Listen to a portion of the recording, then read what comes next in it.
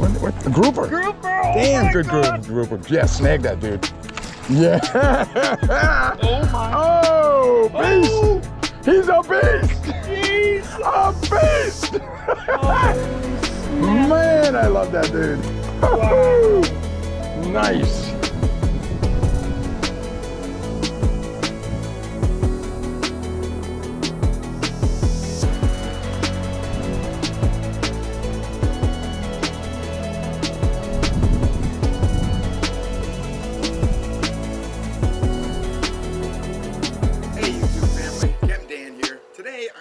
Something a little different for you guys. As you know, the slow pitch jigging fever has hit me. I've been really kind of stuck on this slow pitch jigging for a while now.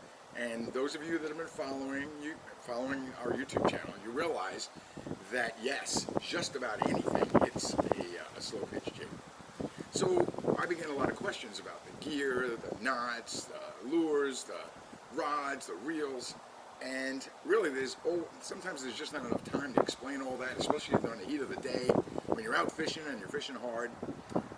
Sometimes I even lose fish trying to run for the camera and click the camera on, and you're trying to reel in a fish and do hit the camera on and off at the same. Sometimes it just gets crazy out there, as you can imagine. I started watching the YouTube videos, but what I started to realize is that a lot of the YouTubers who are talking and showing you the slow pitch jigging are also hawking their own rods and reels. Some of them own tackle shops. And so really what the whole YouTube video that they're making is kind of an advertisement to buy their stuff. And while that's not such a bad thing, a lot of this stuff is really, really expensive. And so my thought process was, I wanted to get into slow pitch jigging, but I didn't want to pay $600 for a reel, $400 for a rod, and then $20 or $25 for each jig. So it was starting to look like like a $1,500 investment for something that I wasn't sure if I was going to get into or not, or really like. I stumbled upon two companies that really helped me get into slow pitch jigging without having to take out a loan application. And one of those companies, as you probably know and probably seen, is Goofish. They make an outstanding slow pitch jig rod, very inexpensive, but they haven't sacrificed any of the quality. So rather than pay $300, $400, $500, $600 for a rod, I think their rods are running around $159, $169 maybe, right in that area. And I'm gonna turn you on to our website, which is just floridafishingcouple.com. There's a section in there of all the gear that we use. Some of it, there are sponsors. Sometimes people do send us stuff to try, and then some of the stuff is not sponsored at all. So I wanted you to know that. So when you look at our website, you'll know which ones we get. But we never, ever, ever endorse a product that we A, don't use, and B, don't like. So you'll never see us using that on our videos, because if we get a product we don't like, then we don't do a video about it, and that's the end of that. So anyway, getting back to what I was originally trying to talk about, is I wanted to get into slow pitch jigging without having to spend or take out a loan application, for the gear. And so I did stumble upon the Goofish rods, and I also stumbled upon the Go Mexis reels.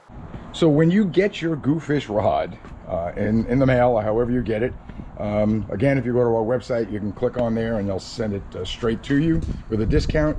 The rod comes in a cool little carry sack to kind of protect it. And these are the two rods that I've actually been using, that you've seen me catch fish on, some really big fish. The AP, the big, huge red grouper, and just about anything that swims along the bottom, or even the pelagics and the tuna. So these two rods are separated into sizes, and these are for jigging in between, let's see, 120 and max 350 grams. And then the Goofish Blue, which also goes from, let's see, 400, let's see, so from 150 to 400 grams and max 500 grams. These rods are as tough and as good as any rod that you're going to get for $400, $500, or $600. I guarantee it. There is nothing better that they can give to you in a rod for $600 that these rods don't do. And I've been using these two rods in particular for the whole time that I've been jigging. I haven't broken one. I haven't lost any eyes on them. They're amazing rods, and I wholeheartedly endorse them, and just think that they're just fantastic rods. So that's the start of it. The second part is the reels, of course. So the two reels that I stumbled upon are the Gomexus SX 450L. I do reel with my left hand. I find that I can cause more action with my right hand using the rod, and then I reel with my left hand, but they come in a left and a right. It's the same reel that I've used for over a year now. I've got it lined with 30-pound braid, and the braid comes from Runkle, but you can use any good quality braid. And then the second reel that I've been using is the Gomexus LX50L. Now, you can spend $300, $400, $500, $600, $700 for a reel. These reels have done everything I've wanted them to do, and they run about 150 to 250 tops. And again, you can find them on our website. We are not sponsored by Gomexus, so I use these reels because I want to, and because I don't want to spend all that extra money on a reel that'll do the same thing that these do. Now here's the deal: if you want to spend $500, $600, $700 on a reel, and if you want to spend $400 or $500 on a rod, be my guest. But I'm telling you that if you're just getting into it, this is probably the best way to start. There's a lot of leeway. You don't have to worry about breaking them. You don't have to worry about, well, you've seen the fish that I've been catching on these things. I like slow pitch jigging so much now that I thought about buying some of the more expensive gear. And I actually bought, I'll tell you, I bought a Shimano. And what I found is that I didn't like it as much. It was heavier and bulkier. One good thing about slow pitch jigging is you can slow pitch all day without getting tired. It's not like the fast speed jigging.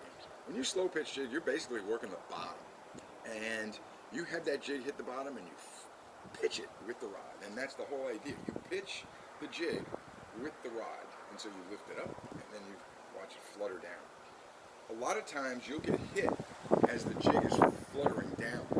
And so that's why it's so important to use a conventional type reel as opposed to a spinning reel. So can you slow pitch with a spinning reel? Absolutely. But you're going to miss a lot of strikes, because by the time it takes you to close that bail, when you're dropping that lure, if you get hit, he's going to take that line, feel that heavy jig, and then spit it out before you even have a chance to close the bail. But with these conventional reels, it's all done right here with the lever. So you put it into free spool, you drop your jig, let it flutter down, and then immediately upon either a hit or it hits the bottom, you flip it up and then you start your retrieve. Another good thing about these reels is this one in particular retrieves 38 inches per crank. The blue, I believe, is 43 inches. And it's really important because you're sometimes fishing in 4, 5, 6, 7, 800 feet of water. These hold a ton of line. You can put probably, I think, 500 yards of 30-pound test braid on these reels. So you're not going to run out of line. You're not going to get spooled. So that's another good thing. All right, let's get back to some other parts of the gear. Next thing I want to talk about a little bit is a little bit more about the line, and then I want to talk about how you connect the line to your leader. I probably have 450 yards of 30-pound braid on there. I use Runkle for the time being. They sent us some really great braided line, and so we've been using this RUNCL. And then we connect this to a 40 or 50-pound mono leader, and I connect it with an FG knot. And if you could see it right there, a very strong knot. I haven't even touched this knot since I caught 2 grouper, and I think I got the AP on this as well. So very, very, very strong knot. And a lot of people are not comfortable tying that knot, but check out one of the videos that we put out not too long ago. You can tie it very simply and very easily using the right technique on the boat. And probably one of the most important things is with your gear, you've got to feel comfortable with the gear that you're using. You've got to feel confident that everything is going to work. There's a Captain Mike always says you got to have it's a system, and it really is. So I mean, you've got to have the right line and the thin line so you can get that lure down into the deep water, but then you've also got to have the right knot, the right connector that connects your braid to your mono, and then eventually the mono to your assist hooks, which we're going to talk about next.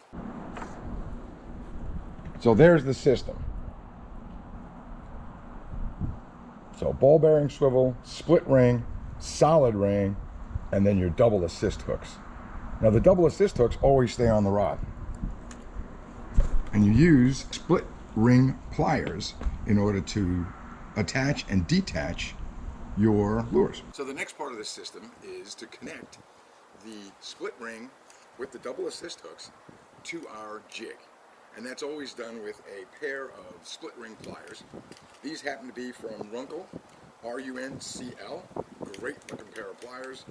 I like the idea that they will stick with you. If you got a belt or belt loop, you just put them in. Carry them with you wherever you go. They're great for taking the hooks out, as well as getting the split rings and the lures together. So always carry one of those. You're going to need it for sure. And you can even do crimps on these things. But you've got to have this. This is a must-have, and I'll show you why. We always carry lots and lots of extra split rings, lots and lots of extra hooks. Sometimes you'll get cut off. These are all the split rings I carry. And I've got them on a snap swivel, a big snap swivel. And then these are all the extra barrel swivels that I just carry with me. And of course, I always carry a little pair of scissors, which are great for cutting the braid and cutting the mono. All right, let's get back to this. So here's the reason for the split ring pliers. Let's just say we were going to take this jig out. We've already got a pair of assist hooks on the rod, but sometimes you want to put them on the bottom as well. And so this is exactly how it's done. And you do it on the boat. Very simple. Sweat it in, turn it. The other one's attached, and you're ready to go fish. This happens to be just an Ocean Cat 200 grams. This has been a great jig for me. Typically, the difference between a speed jig and a slow pitch jig is the size and the shape of the jig. These jigs are designed to kind of flutter, whereas fast jigging is designed to mimic a fish that's running away or in flight, like trying to get away. Slow pitch jigging is a lot different. It targets bottom fish and pelagics when you can see them on your machine. But for the most part, you're down on the bottom and you're mimicking a fish that's really dying, like a fish that's just kind of an easy prey, which makes it easier on you when you're jigging because it just really is just slow pitching up and down, dropping it down to the bottom, again, slow pitch back, up and down. And so you want to use the right jig for the right conditions. So a good rule of thumb is 1 gram per 1 foot of water. So if you're in 200 feet of water, a general rule would be a 200 gram jig. But the conditions can change. If you've got a really, really strong current, for example, you're going to need a different type of jig to get down faster than you would if you were in, let's say, 100 feet of water with no current. So let me show you a couple of jigs and I'll explain to you what I mean. I've got Jig Supply Company out of Miami. They've been making some awesome looking jigs, relatively inexpensive compared to some of the others. Some of the other YouTubers that you'll be seeing will be selling their jigs. I don't sell any jigs. I'm just telling you what I use, and I can only endorse the ones that have been working for me. But like I say, Jig Supply Company, look them up. They're really an awesome company, and we've been really enjoying using some of their products. So here is kind of an assortment. Like I said, these jigs are in the 100 to 80 gram range. Again, probably around 100 feet, 60 feet of water. No current, maybe I would use this maybe in 120 feet of water, but probably no more. Then I would move into, if I was in 150 feet, or 200 feet, 250 feet, one of these is an Ocean Cat. I'm not even sure which one this is, but it's 215 grams. You can tell by the concave here, this portion of the jig, that it'll flutter as it goes down. Kind of the same thing with this one, but this is 250 grams.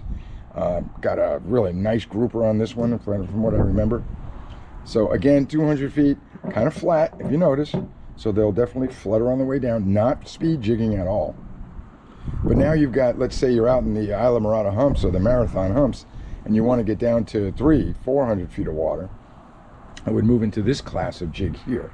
So even though this is an Ocean Cat, it's got glow on it, and it's 200 grams, I could probably get this down in 250, maybe 300 feet of water on a calm day.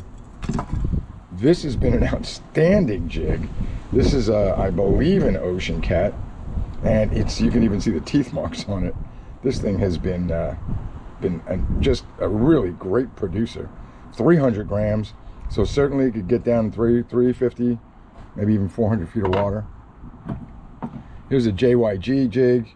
This is, I think, 340 grams. You can see that it's made to just go straight down, and when you pitch it with the rod, she'll flip, and you'd be surprised at the size of the fish that you'll catch on these really huge jigs. Here's another outstanding jig, 300 grams. What does that look like to you? That looks like a ballyhoo, doesn't it? And so everything eats a ballyhoo here in the Keys. So it's got a little strip of glow and lots of shine, and just a great shape. Here's another one. This is a beautiful jig, 300 grams. JigSupplyCompany.com is who sent it to us. JigSupplyCompany.com. Great jigs, great prices, hold up and last. That's kind of an overview, if you will, of all the gear that we've been using. I know everybody's been real curious about what rod you use, what reel you use, so I just thought I'd put this thing together for you guys to show you exactly how it's done. That's it. That's the gear we use. If you have any questions, I'd be more than happy to answer any questions that you have. I'm going to continue to perfect my style. That's another thing. There is no real style. You can, whatever the conditions dictate, but you don't have to spend $1,500 to get into this sport. If you love it, you can spend $2,000. But if you just want to try it and get into it and have it as a spare, I carry my slow pitch rods with me everywhere we go now. If we're going to go out and go wahoo fishing, I take my slow pitch. If we're going to go bottom fishing, I take my slow pitch. It's just now become just part of my overall fishing system because it produces so well and produces so much in such a variety. So anyway, that's it. I hope you enjoyed the video. If you have any questions at all, please feel free to just drop me a line. I try to answer every single question. Elizabeth and I will go through all of the messages, and we make sure we get back to you. If you need any other information or anything that I missed, feel free to just let me know.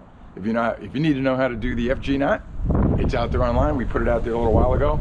You can tie it very easily, and you can do it on a boat. And so that's what's important. All right, thanks a lot for following us. I hope you enjoyed this video.